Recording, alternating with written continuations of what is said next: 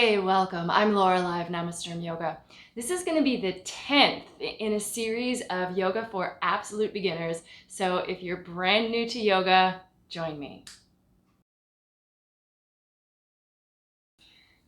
Go ahead and come to your mat. We're going to start seated like we usually do. So this practice is called J is for Journey. If you're brand new to yoga and you're brand new to this series, you may want to start with the very first in the series. A is for asana. This one is actually the 10th, and it's going to be a bit of a review of everything that we've done, sort of the journey that you may have taken through this series, and then talking a little bit about the journey that you can continue to take as your yoga practice progresses. So for now, we're just going to go ahead and come to a seat, take your hands to your knees. So at the very beginning, we talked a little bit about what yoga is in the first place and the foundation of yoga, which is the asana practice. Asana meaning pose. And this very first simple pose we did is called Sukhasana, or easy pose.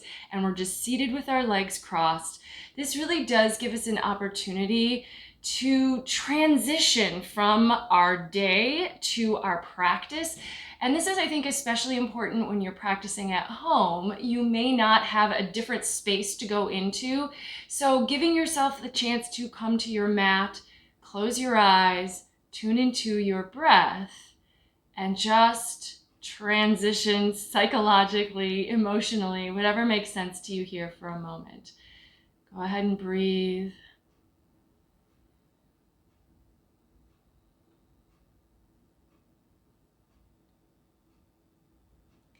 And then we can move into being very specific about our breath. So in our second of the series, B is for breath, we talked about several breathing practices, but the main one is an Ujjayi breathing practice, which involves a slight narrowing of the back of the throat. And then it also, the secondary feature is that the breath starts to even out. So the inhales and exhales last the same amount of time as each other. The breath is continuous with no pauses. So if you start practicing this breath with the mouth open,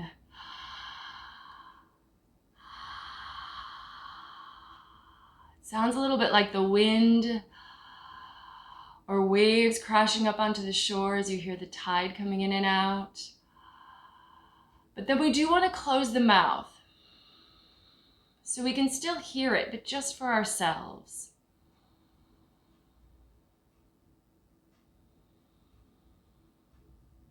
And as we continue to move, we'll let ourselves try to stay with that breath, listen to it, feel it, and just stay connected to it. Before we come to hands and knees, let's just take a really simple, easy seated twist here. So just take your left hand over to your right knee and turn over your right shoulder, twisting your torso and your spine here. Keep the breath going. You can turn your head as well, but that's not really the priority. So notice we're twisting shoulders and like from the navel all the way to the nape of the neck. And then switch to the other side. So take your right hand to your left knee and turning over your left shoulder. And again, your head can go along for the ride if you want to add an extra twist.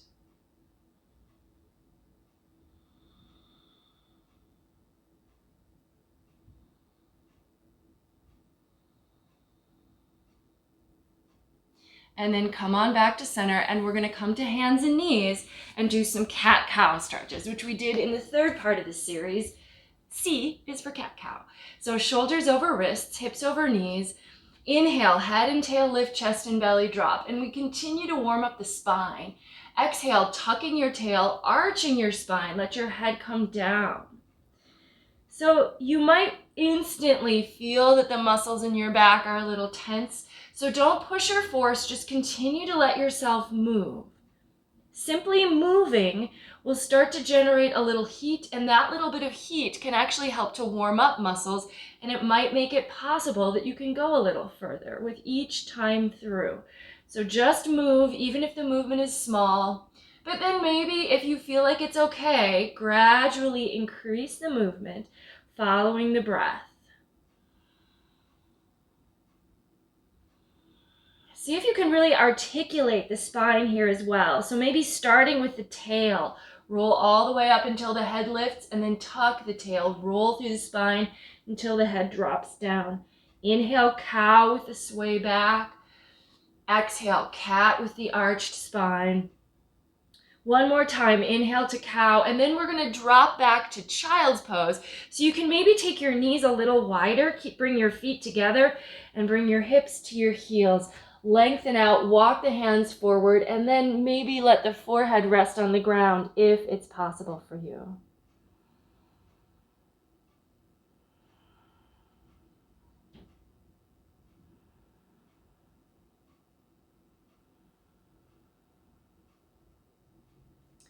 And then coming back up to tabletop. So the next pose that we really talked about in part D of the series was downward facing dog.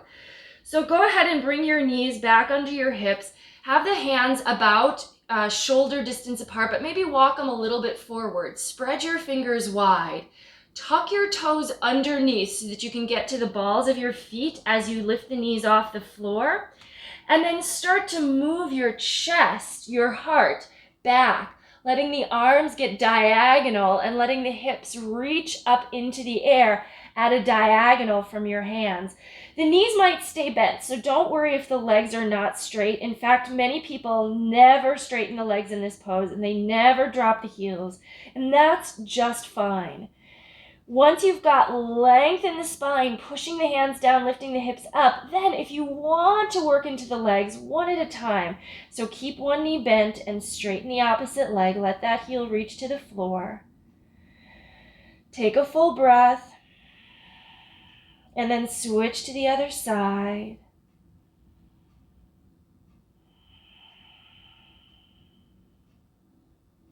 And then come up onto both sets of toes and let's move the shoulders forward over the wrists, and we're going to come to plank. Now you might need to walk the hands forward a little bit more so you can really lengthen out the body here. If a full plank is too challenging for you, either it's hurting your shoulders or your back, you can take the knees to the floor and do a modified version here so that you're still lengthening kind of from your shoulders to your knees, but it's not quite as much work on your core or on your back, or also maybe your wrists could be spared a bit here. But if you're able to, reach through those legs, push through the heels, reach through the head. Get strong through your abdominal muscles, or what we kind of call the core muscles of the body. Now take the knees down, lower the chest down between the hands. Try to lower down slow, letting the elbows stay over the wrists, but they are bending, so you're bending your elbows to lower yourself down. Keep your hands next to your chest. Let's just lift up with the upper body a little bit. This is really a baby cobra pose, and we're going to go into cobra pose in a moment, but you can always stay with this baby version if you like, if it feels a little better for you. Ideally, the legs are just relaxed, straight behind you, and there's no weight in the hands. You're just kind of using the upper back muscles to lift up a little bit, look forward.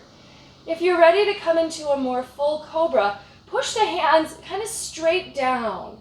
And you're going to start to unbend your elbows, but not completely. We don't want to completely lock the elbows. And then move the heart forward and the shoulders back. So notice if you tend to hunch the shoulders forward or up to your ears, and instead, like you're doing a shoulder roll, roll your shoulders back and down and let your chest lift up and forward. So it's a back bend here.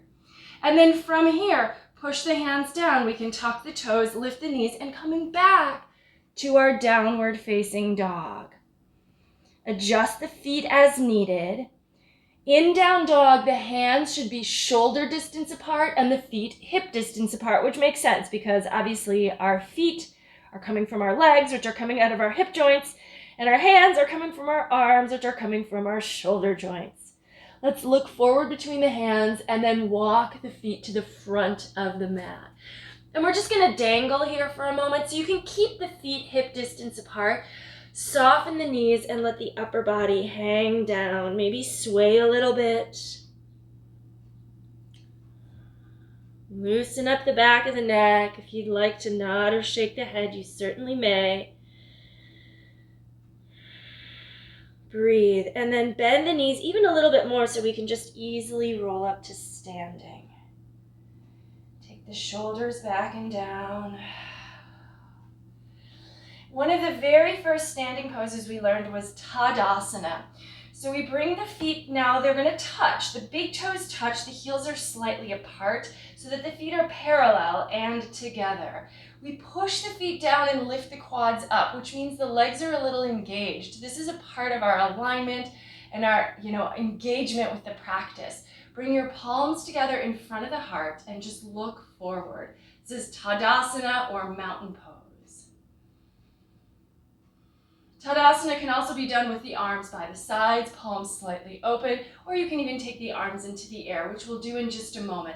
So now we're going to inhale, reach the arms out and up, and you can even look up a little bit, maybe bring those palms together.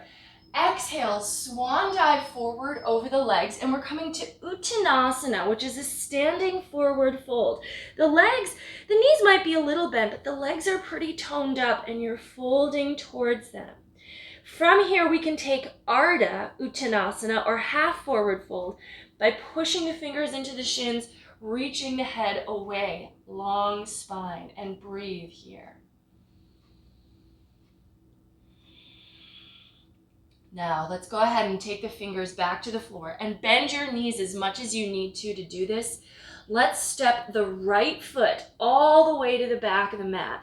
And we're going to work a bit on lunging. So again, this is all review, and this really is kind of a basic beginning or level 1 practice, but we're pulling things together that we've done throughout the series. So in our lunge, we want to make sure that the knee stays stacked over the ankle, and this is for the safety of our knee joint. We want this shin bone to support it vertically below. Now, we're going to reach through the back leg. Keep it as straight and strong as you can. If this is too much, you can bring that back knee to the floor. If possible, float on up. We're coming to a high lunge called crescent pose. Go ahead and let your torso be as upright as possible and this thigh be as parallel to the floor as possible, and then take the arms up. You might feel a little wobbly here, so focus your gaze at one point to help steady yourself out as far as the balance goes. Now take the hands back to the floor, and we're going to step back to plank. Shoulders over wrists, stepping the left foot back to meet the right. Now we're in plank, we can lower down, and remember, as you lower, those elbows need to bend so that you're moving the chest between the hands and not just collapsing the hips down. Inhale, we're going to take cobra pose. And now this little sequence that we're doing right now, this is actually a vinyasa.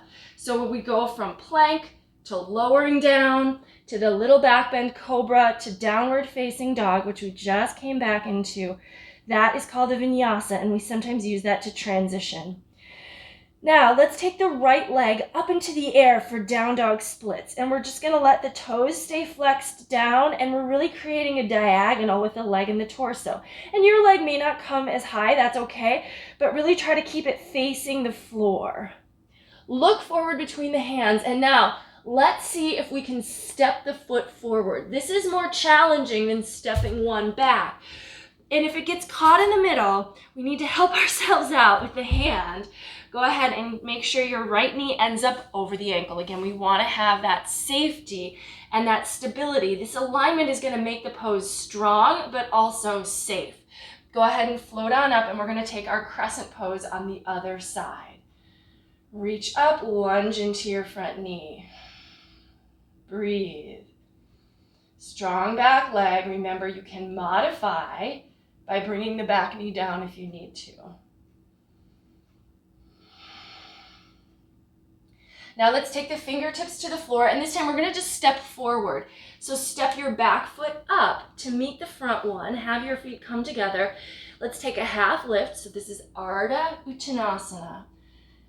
Exhale, fold over the legs. Root the feet into the floor, rise up. And exhale, palms together in front of the heart. Let's keep flowing here just for another sequence. Inhale. Exhale, forward fold over those legs. Uttanasana. Inhale. Press the fingers into the shins, flatten the back, Ardha Uttanasana. Now let's take the hands to the floor, and this time we're going to step the left foot back. But instead of coming to crescent pose, we're going to step the left toes a little bit to the left and pivot the back heel down to the floor. And we're going to come up for warrior one. Very similar to our high lunge, the main difference is that back heel is down. Balance gets easier, but our hips might feel a little more challenged as we try to keep them facing forward. Lunge into the front knee, press into the outer edge of the back foot. Shoulders stack over hips, and then you can take those arms up again. Breathe. So there are several warrior poses. Warrior is also called Virabhadrasana, so warrior pose, Virabhadrasana. This is warrior one. Gaze forward. And then we're going to take the hands to the floor, and we're going to do that same vinyasa sequence. So we're going to step to plank pose. Find it nice and strong. Take the knees down. And the idea is then we lower on an exhale. We lift into cobra on an inhale. And then we move to downward facing dog also on an exhale. And then we can hold in downward facing dog if possible. If downward dog is too challenging for you, you can take your knees to the floor and just come into child's pose. However, from down dog, let's take down dog split on the second side. So take the left leg up, keep the toes flexed down. You want to keep moving your heart back in this pose. So the shoulders are not over the wrists, they're at a diagonal. Look forward between the hands and step the left foot forward. Again, if it only makes it halfway up, use your whole mat, use your hand to help you. Before coming up, step the right toes a little to the right, pivot your right heel down to the floor, and then come on up for warrior one on the other side. Lunge into the front knee, push into the outer edge of the back foot, gazing forward. So the gaze, which is also called the drishti, is actually important even in poses where we're not balancing. Usually there is a focal point for most poses, and in this one it's just straight ahead. Take the hands to the floor, step the back foot forward, bring those feet together, heels are still apart. Now, we're going to take our half lift, flat back. We're going to fold again, and then we're going to come to chair pose. So we're going to bend the knees and sink the hips down as if we were going to sit into a chair, but then we can let our torso come up.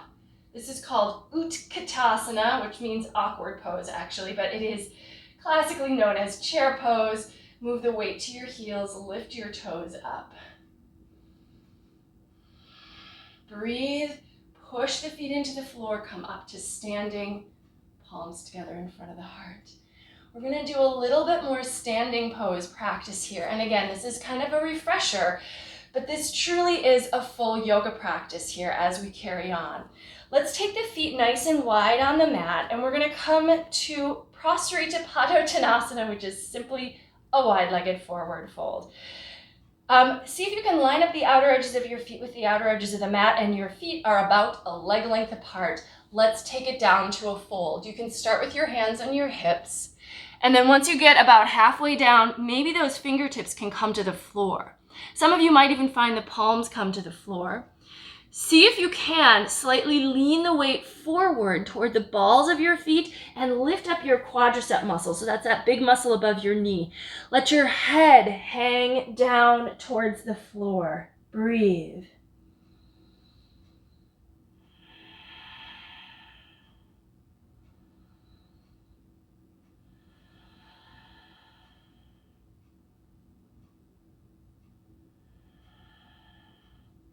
And then let's take the hands to the waist, press the feet down, float up to standing.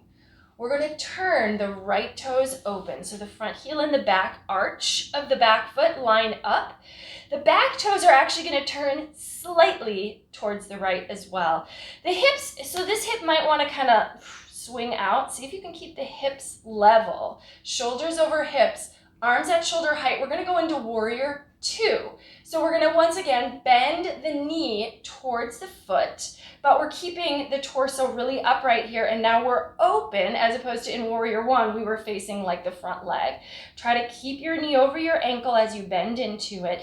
Drop this left hip down, and then just for practice, take the arms up, turn the palms out. We want them at shoulder height, but I think it's easier to get them to stay if you bring them down than if you're trying to like lift them up. Theirs feel so heavy. But here, we just let them settle down. Look out over your front fingertips.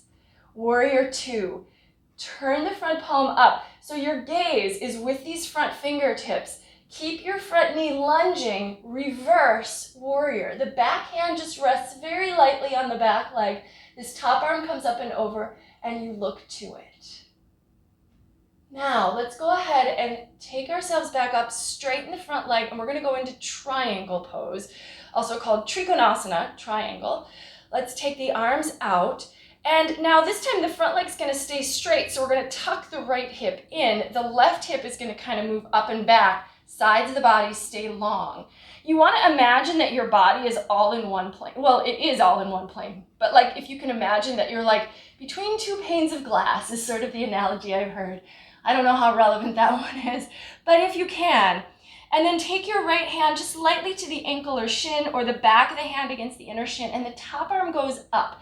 So notice the shoulder is in the socket. We don't want to jut the shoulder forward just to get the arm up, so everything is like flat.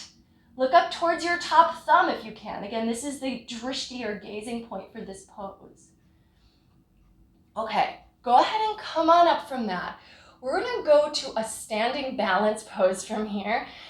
So these poses kind of all connect if possible, but we're going to go to half moon pose, which is also going to be facing in this direction. So take your left hand to your left hip. You're going to need to bend your right knee a little bit, and you may want to use a block here if you've got one or something similar that you can put your hand on. I'm going to show you how to do this with a block, but if you don't have a block, you're just going to try to bring your hand to the floor in front of your foot. If you've got a block, whatever height works for you on that block, you're going to lean your weight towards your right foot and towards your right fingers on that block or the floor, and then try to float the back foot up.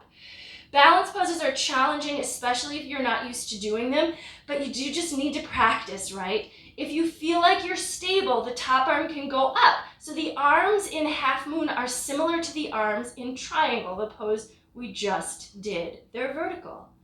Push through the lifted heel. So the back leg is not just slack and hanging out there. We want energy through the foot. And then bend the front knee. Step back really long, and let's take extended side angle. So you're gonna rest your forearm on your thigh, really plant it. Keep your upper arm vertical and space between your shoulder and ear, and then the top arm goes into a diagonal here. Notice if you tend to lift your left hip up, see if you can drop it down. I know it's hard to see these things in your own body, but just to start to get aware. If you want to gaze in this pose, turn your head, look up under your arm towards your top fingers, and then float up. Let's straighten the front leg, and we're going to do all these on the other side. We want to keep our practice symmetrical and balanced. Let's turn the left toes open to the left and the right toes slightly open to the left. Again, notice that tendency for me is that right hip kind of wants to just shove forward. Try to keep the hips level across from each other, shoulders over hips, arms out, and then we're going to bend the left knee toward the left toes, and this is Warrior Two. Look over the fingertips. That's where the gazing point is for Warrior Two. A little quick alignment check you can do. Since you're looking over the fingertips, just cast your glance down to your knee. You should be able to see your big toe peeking out from inside your knee. If your knee is blocking your view of that big toe, see if you can roll it open a little bit more so that you know your knee is really over your shin bone. Turn your front palm up, reverse your warrior. As you're stretching back with the upper body, the front knee is still lunging forward. So don't straighten the front knee as you stretch back. Do the best you can on this. And now we're going to come up, and you can go ahead and straighten the front knee now. We're going to go into triangle pose, Trikonasana. Arms out at shoulder height, and we're gonna tuck that left hip in and kind of think about reaching your left fingers all the way to the left, like you're gonna try to reach past beyond your toes. And then when you get to kind of your max, then you can just let that arm arc down, back of the hand against the inner shin, and then the top arm just stacks up. And ideally, the arms are completely vertical, and then turn your head and look up. If you notice you tend to be leaning forward in this pose, see if you can lean back so that the head moves back, the shoulders move back, even your low rib cage moves back.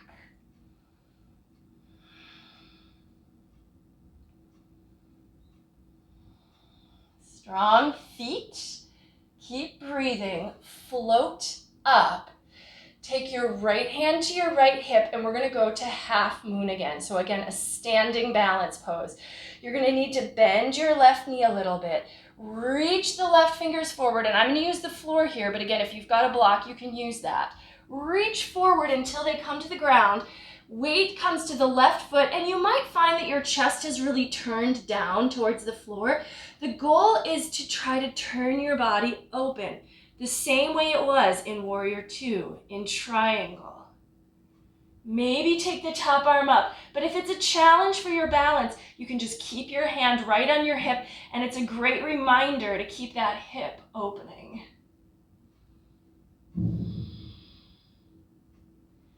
And then we're gonna bend the front knee and step back really, really long. Get so that that back arch lines up with your front heel, and then left forearm to the thigh.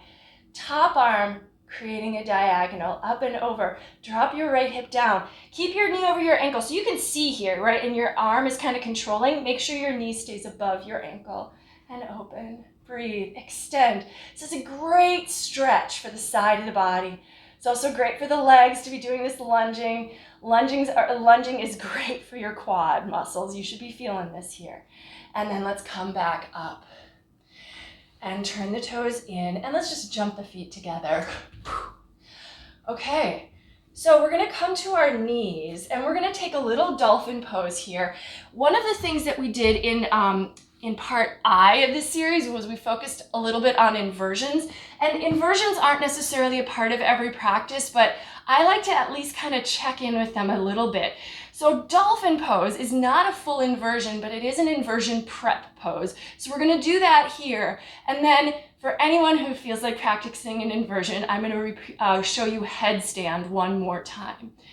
Dolphin, however, the head is not gonna be on the floor, just the forearms. Your elbows are gonna be under your shoulders. You're gonna interlace your fingers, press the forearms down, tuck your toes, lift your knees and your hips, and then move the heart back like you would for down dog. The head just hangs free. Root down with the forearms, lift up with the hips. And then just start to take it in the direction of an inversion. Take your right leg slowly up into the air. Reach the toes for the ceiling. Try to move it all the way up over your hip if possible. The head is still not on the floor. The forearms are pressing down actively. And then take those right toes back down.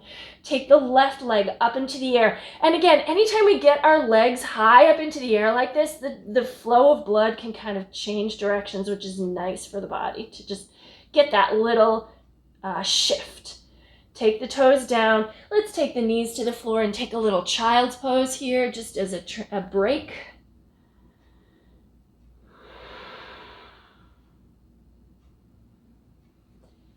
Now, you can stay with dolphin pose, or if you're ready to think about practicing headstand, please be careful. If you have a spotter, use your spotter. If you need to come to a wall, come to a wall. If you're ready to practice headstand, you're gonna cradle your head up by your hands, and the head, yes, is on the floor, but we're gonna do exactly what we just did in dolphin. So we're gonna tuck your toes, lift knees, start to walk the feet in, and maybe before you even lift the legs off the ground, move your hips more over your shoulders.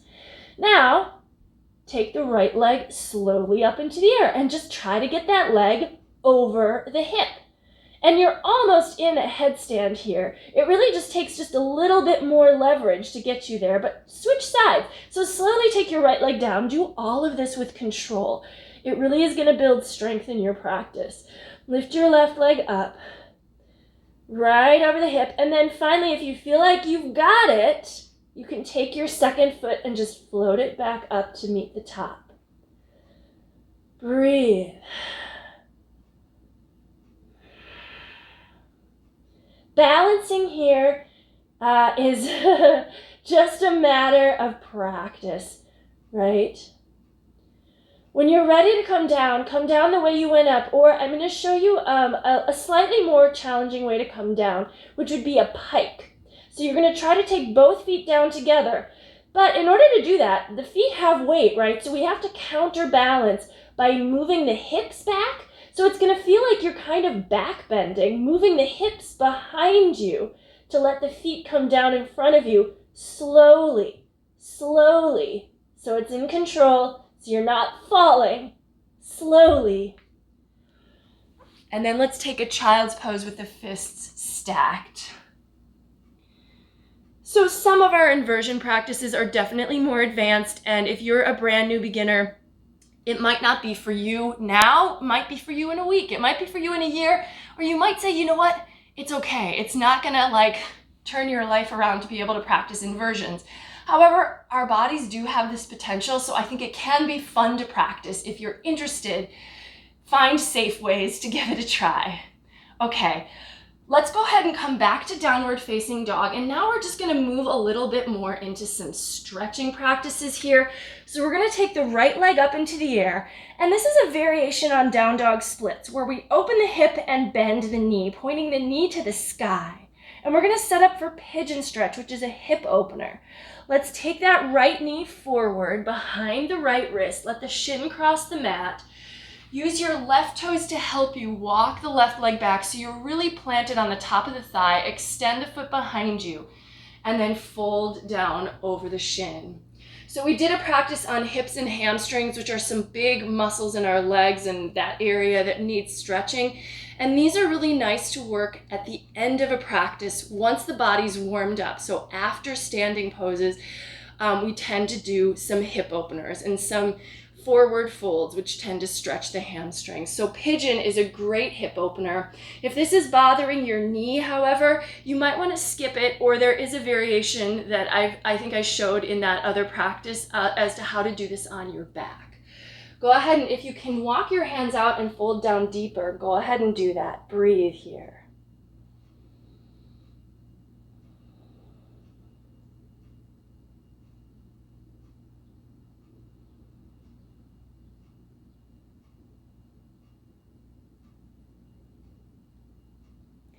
And then take your hands back to the floor and step back to down dog. We're going to do the other leg.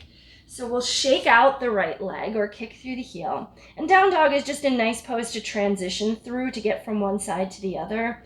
Take the left leg up, open the hip, and bend the top knee, point the knee to the sky. We're just kind of prepping the leg, and then we're going to bring the knee forward behind the left wrist. Let the shin cross the mat. Use your right toes to help you walk the right leg back, get onto the top of the thigh, and then fold down over your front shin. Notice if you tend to rock all your weight to your left hip. If so, you might need to put a block under that hip because we really do want to be more upright. You want to be on the top of your back thigh. Folding down, and again, breathing. So we're just holding here, but we want to stay with the breathing practice.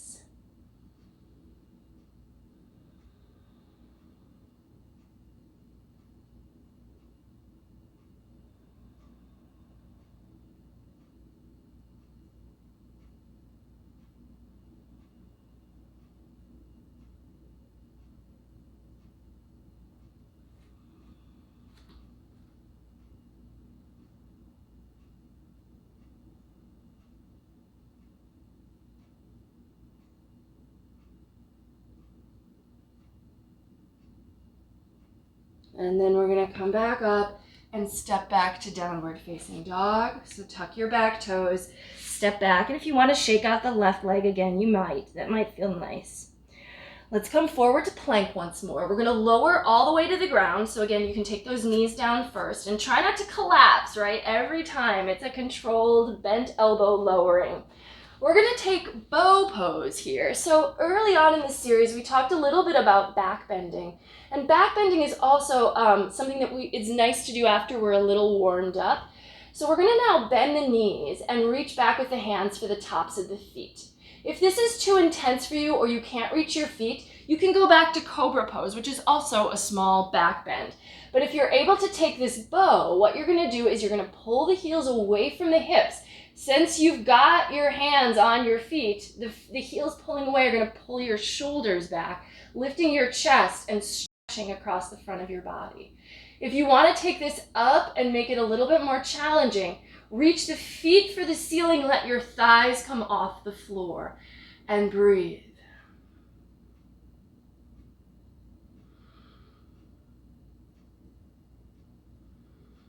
And then slowly lower down. And let's go ahead and take the hands to the floor, come back to tabletop, and we're gonna drop to our left hip. We're gonna take a boat pose here. Again, we're reviewing. We did this one early on, and we've done this in a number of the practices, and this is a little bit of a core workout or a core pose, but it's also a balance pose. So take the hands behind the thighs, roll the shoulders back, lift the heart, lean back a little bit, and then lift your feet off the ground so that the shins are parallel with the floor. If you're feeling stable, keep your heart up, take the arms out and balance just right here on the sit bones. Should feel this working, those deep abdominals. Now from here, take the feet down. We're gonna come to the floor and we're gonna do one more back bend, which is bridge pose. So go ahead and have your knees bent, heels slightly away from the hips. If you can, just kind of graze your heels with your fingertips.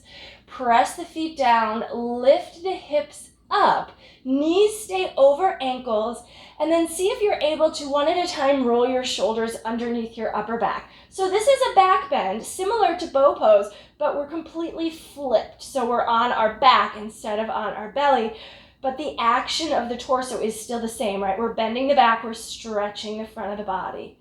Try not to let the toes turn out or the knees go wide.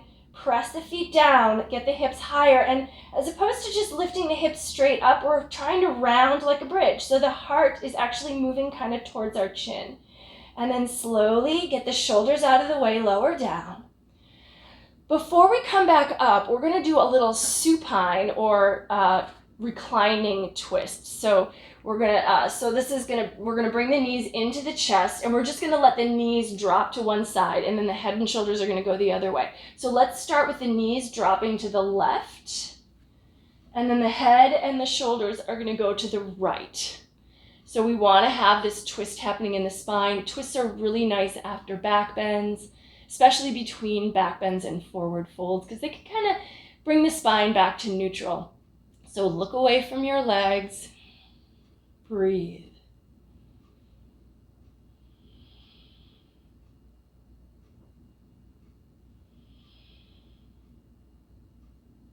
And then bringing your knees back through center, we're just going to switch to the other side. So you can let them fall to the right this time, and then turn your head back to the left. And you can extend your left arm out completely, or you can bend your elbow and make like a cactus arm, however you like to do it.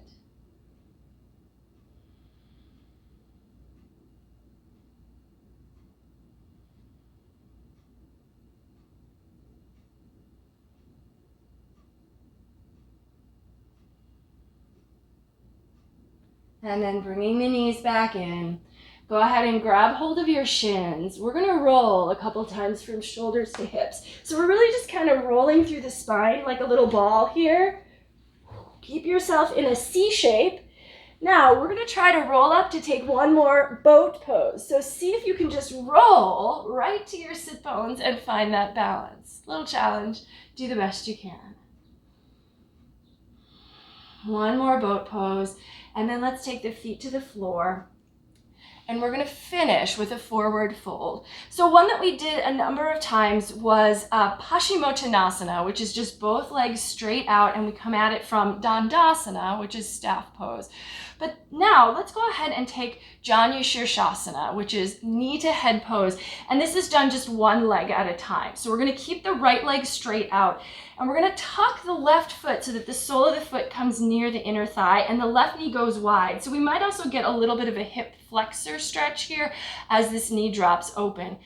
Angle your body towards your right leg, flex your right foot, engage your right quad, and fold. Now, if you find that you are like stuck way back here, it might be helpful to sit up on something. So sitting up on a block tends to help us tilt ourselves forward, and then we can lean in a little better. So that's an option if you feel like you need that. But if you don't need it, then don't worry. Even if you're folded just a little bit and you feel like you're getting a stretch for your hamstring, that's all that you need to have happen. If your hands easily reach your foot, great, but don't fret if they can't. It's not important where your hands are, to be honest. It's much more just the goal of this pose is to stretch the underside of the leg and to allow the upper body to relax a little bit and give in. So we don't want to strain with our arms or, clench our jaw trying to get deeper or anything like that. We're warmed up. We're going to spend some breaths here. Just let gravity do it. Let your body let go when it's ready to let go. Breathe.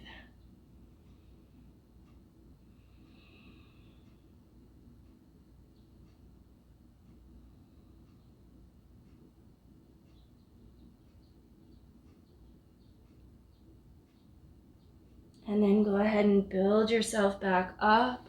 And we're just going to go to the other leg. Just again, we're keeping it symmetrical. So the left leg is out, flexed, toned. The right foot's going to come in. If you notice you need a block, and it might be different on one side from the other side, but if you need a block, go ahead and add that. Right knee opens. Angle your body towards your left and folding in.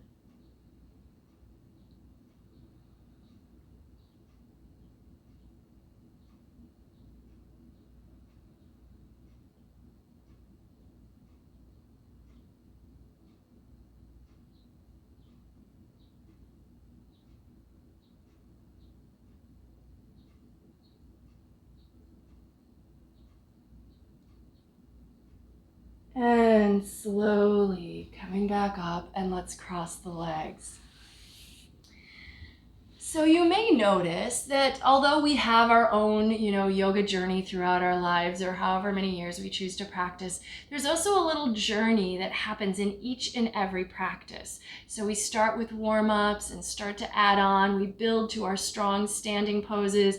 We take some fun little diversions to balancing poses and maybe some inversions.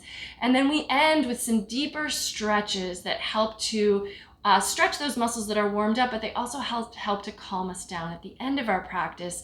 So it's like a nice little arc for us.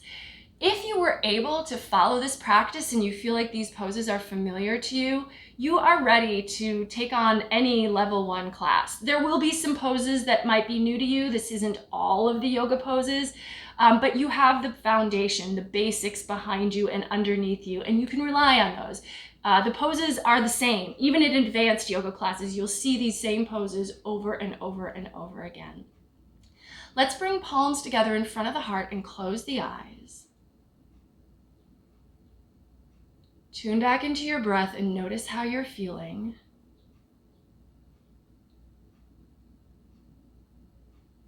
Now, I encourage you at the end of this practice with me to come to your back and take a few minutes in Shavasana, which is corpse pose and really does complete any yoga practice. But I'll let you take that in your own time and in your own way, in your own space. For now, let's close with each other with a simple bow forward. The light in me recognizes and honors the light in you wherever you are.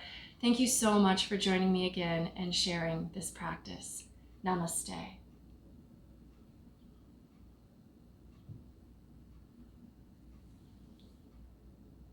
Thanks, great work. Don't forget to subscribe and hit notifications so you know when I have new yoga classes available. Like this video, comment on it. If you have any questions, please let me know.